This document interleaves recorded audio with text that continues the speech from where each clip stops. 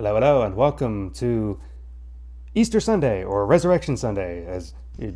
Because questions be like, "What is Easter?" Well, it's a Resurrection Day. What is a resurrection? Resurrection is when we celebrate the Lord Jesus Christ after he was flogged and beaten and bruised and whipped, and he was hung on a cross, crucified, and then he died and was put into the grave for 3 days and 3 nights, and he rose up out of it. That's why it's called Resurrection Day, because being the Lord in the flesh, death can't hold him. That's how you know he conquered the grave.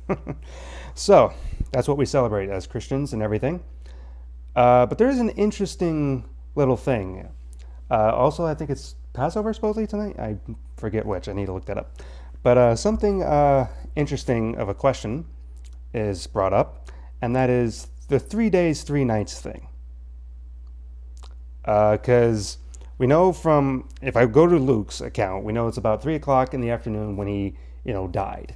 And according to Jewish law and everything, or to the actual law and everything, he had to be thrown into the grave before sundown, or else there would be a defilement and everything like that. So they had to do that before Sabbath started too. So they put him in the grave before Sabbath, and then of course the disciples and the ladies wait after Sabbath. Then they come and see in the first day of the week, and they try to give him all the ointments and everything. But a question arises about that. Like in this verse in Matthew, in 12, verse 39, when the Pharisees were asking him about a sign, this is what he says: "Evil generation seek after a sign, and there shall be no sign given to but the sign of the prophet Jonas," or Jonah. "For as Jonah was 3 days and 3 nights in the whale's belly, so shall the Son of Man be 3 days and 3 nights in the heart of the earth." So, it just takes some quick math real quick. Friday afternoon, dead to Saturday, is only 24 hours, and then he supposedly rose sometime Sunday morning? That's like only a day and a half. Wait. So I will say that's the traditional Christian thing that we usually do. Good Friday, all the thing. It's been that way for hundreds of years, but it's not necessarily biblically accurate per se. And I know I'm probably stepping on some toes right now. You're probably saying, well, how do you know this and everything like that? To give some background about me, I do go to a Baptist church now, and I did go to a Baptist church as a kid, but we left that church that we were going to for some reason. I don't want to get into it why. And we got involved after a while of not going anywhere. We went for 17 years as part of a Hebraic Roots ministry. So I was part of a Messianic, congregation and everything like that, till it broke up, and the Lord led me back to a Baptist thing, which is fine. But a lot of training and everything, but you get a lot of views from like a Hebraic, the Jewish, point of view and everything of things in the scriptures, things that as Gentiles we don't pick up on. So that is a key to understand, because Friday to Sunday is not 3 days. So how can he had to be dead 3 days. And it's not just like, figuratively 3 days. No, it had to be 3 days. So how do we know, where's the confusion here? But I think it's because, we don't go back to reading what is in Scripture. So we're going to start going to Exodus. This is just a little, Bible study thing, because I said I wanted to do this more often, so this is what we're going to do. So in Exodus 23, 14 through 19, it lists about 3 feasts in the year that the Lord said you're going to keep. "And you shall keep the feast of unleavened bread. Thou shalt eat the unleavened bread 7 days, as I commanded thee, in the time appointed, the month of Abib, for in it you came out of Egypt, and none should appear before me empty. The feast of the harvest and the feast of the first fruits of your labors." Now, technically, if you want to get into what these 3 feasts are, it's Feast of Unleavened Bread, Pentecost, Shavuot, and then we have Sukkot, Tabernacles, in the fall time. But there's a little bit of confusion, because it says Feast of Unleavened Bread. Everyone just says, oh, that's Passover. Not exactly. Yes, we lump in Passover with the 7 days of unleavened bread, but technically it's an 8-day thing. See, the first day, Passover, it's its own thing. It's its own 1-day thing. And then the rest of it starts the Feast of Unleavened Bread, where, you have matzah and stuff like that we, you normally see sold in stores and everything like that. That's what, so it's a separate thing, but we basically just kind of connect it all together and say, oh, it's all Passover. Which, I guess, okay, that's fine. But so it's kind of lumped in the same and everything, but together. Okay. So you see that Passover is actually an extra day with the 7. So where's the 8th day and what's the significance of the 7, 8 days and everything like that? Well, I have a clue. If you go to Numbers, yes, I'm using Old Testament stuff because that's not something a lot of people want to think about. So, but here's where the confusion comes in. Or actually maybe some clarity that comes in. In verse 16 of Numbers 28. And the 14th day, this is my Bible, my King James, if you want to know. And the 14th day of the first month is the Passover of the Lord. So 14th day. First day is Passover. And the 15th day is the feast. 7 days of unleavened bread shall be eaten. So that's when it starts, the actual 7 days of unleavened bread. Here's verse 18. In the first day shall be a holy convocation. You shall do no manner of servile work therein. First day. And then going down to verse 25, because it lists a bunch of things they have to do on those days, but on the verse 25, and on the 7th day you shall have a holy convocation. You shall do no servile work. So what does that mean? That means after the first night of Passover, when you have this days of unleavened bread starting, that means the first day and the 7th day are all Sabbaths, technically, because it's a holy convocation, meaning it's a Sabbath. That means they're not supposed to be working or doing anything thereon. But then there's also the midweek Sabbath, which would mean, because Passover can run, because on the lunar calendar it can run, different days. Oftentimes it can be on a Friday night and stuff too, but oftentimes it can get to a, you have the regular Sabbath in between those days. So it's just kind of like, oh, okay, so that means there's 3 Sabbaths technically during that week? Can be, yeah, unless it runs on the Friday night, which be a double Sabbath. I don't know how that would work, but it's just a double Sabbath that day. So what does that mean? That means that, well, I thought they had to get them into the Sabbath. Yeah, but it doesn't specify in the New Testament which Sabbath it was. I'm sorry if this is kind of haphazard. I just really wanted to talk about this today, and so that's what we're doing. But it's just something I wanted to give clarity and everything, having this understanding. A lot of people don't. So how does that relate to when he was crucified and resurrected? Does it necessarily have anything bearing on our faith? No, because the important thing is he resurrected. But if you want to talk about specifically the 3 days, then that's when we're going to talk. He was not crucified on a Friday.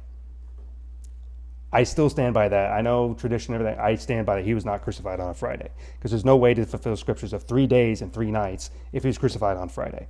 So what day was he crucified on? Well, again, in the Hebraic tradition, the night comes before the day. It's not like us at 12:01 starts this day and it ends at 11:59 or 12 o'clock or whatever. No, it starts from like sundown and it ends at sundown. That is a day in the Hebraic sense. So that's why when you say Sabbath, when they close shop, it's usually around like 6 o'clock or whatever, but usually when sun's going down, they cut it off, and that's a day. So if he wasn't crucified on Friday, but he died about 3 o'clock in the afternoon, according to Luke's account, when did he die? Well, we know from Matthew 28, Mark 16, Luke 24, John 20, all these different things I looked at. Like, I'll go to Matthew 28 just to show you something real quick. I don't need to go to Amos. All right, I turn to Mark. And when the Sabbath was passed, this is verse 16, verse 1. When the Sabbath was passed, Mary Magdalene, Mary, the mother of James, and Salome, had brought sweet spices that they might come in the morning and anoint him. And very early in the morning, the first day of the week. So, first day. Now, Matthew 28, so I can get there. All right, and the end of the Sabbath, as it began to dawn toward the first day of the week, came Mary Magdalene and another Mary to see the sepulchre. Okay, and then you can go to Luke and John, basically saying the same thing. It was very early in the morning, dawn of the first day. Dawn of the first day would be early morning, like before 6 o'clock, Sunday morning. Sunday is considered first day. So Sunday is the first day, whereas the Saturday is Sabbath. That's, even though Gentiles would think, oh wait, no, Sunday is Sabbath. No, and Hebraic calendar and everything, Saturday is Sabbath. That's not actually changed, despite what us Christians have done, everything like that. But moving on.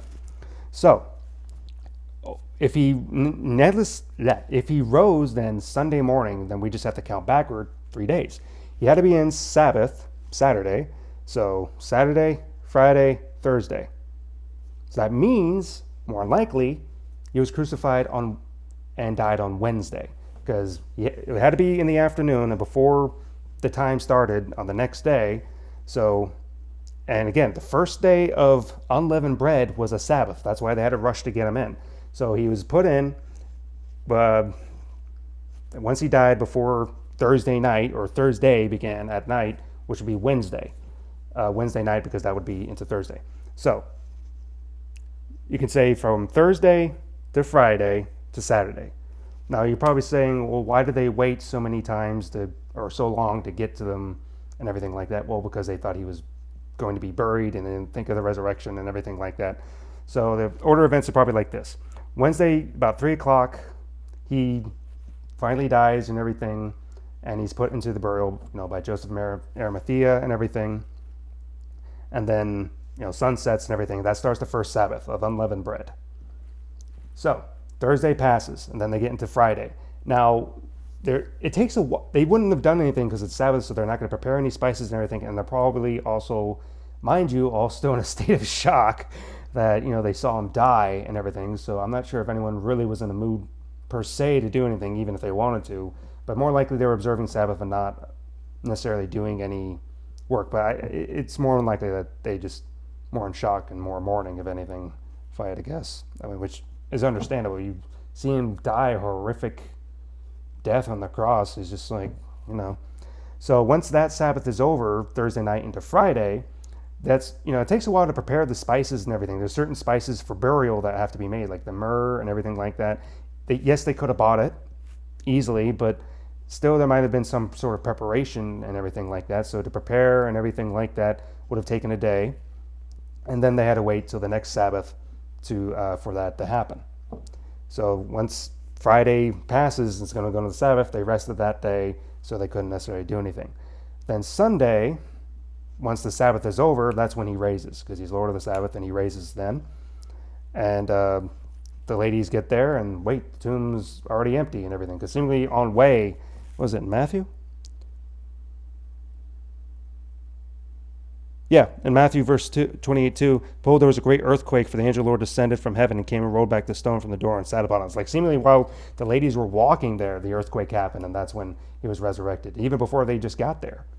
So that's interesting. I actually didn't realize that before, that they might have been walking there when that happened. Okay, so maybe a controversial thing, but from what I understand and everything, what I know, that is the more accurate translation of what actually happened. So he died before the first Sabbath day of unleavened bread. And again, it's all scriptural. You can look at what the unleavened bread is, the whole part of Passover and everything. It's all part of Exodus, Numbers, Deuteronomy, all that stuff. He died before then, and the disciples waited, for that Sabbath to pass. Then the ladies went and got spices and everything else they did. Then they waited that next Sabbath. Then once that Sabbath is over, they're going to the grave. And we know that is factual, that at least Sunday morning. So yes, he did rise on a Sunday or Saturday night, you could say, because depending on when, he ended on Sabbath and when he was he risen, like Saturday night into Sunday, or was it like early Sunday morning? Doesn't matter, but we know from a time frame that the ladies were at least going before the dawn was even breaking. So it was still night when they were still going. So they might have had a torch or something walking along. They wanted to get it done early.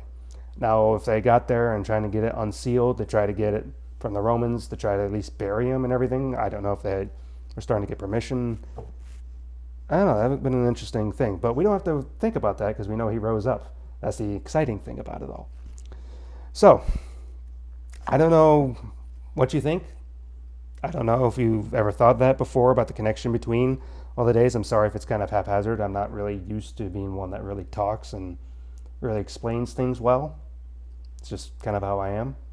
But I'm trying to do my best and trying to put myself out more and talk more on these things. So, I'm not trying to offend anybody or anything like that. It's just, if you have a disagreement or anything, okay, cool. Show why you think it's just Friday to Sunday then. That I honestly show why you think it's that way. But if you don't agree with me or anything, that's fine, because the main common thing is he resurrected. That's the better part that we need to all agree on. And that's why we know and we have a hope that he's coming again one day and he is going to come again one day. So, thank you for watching and everything, and I hope you enjoyed the video. If not, that's fine. I hope to do better next time. All right, thank you for watching. Bye.